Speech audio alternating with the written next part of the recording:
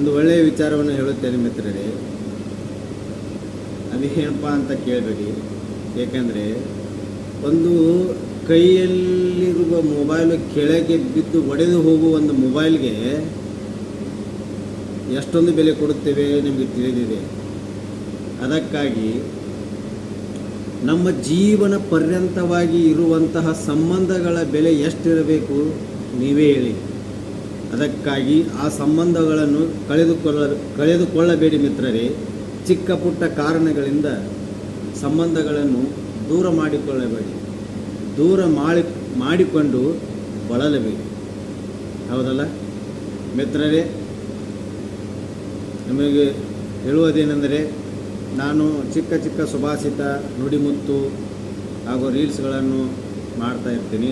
ಆಗಾಗ ನಾನು ಒಬ್ಬ ನಾಟಕಕಾರ, ಕಥೆಗಾರ.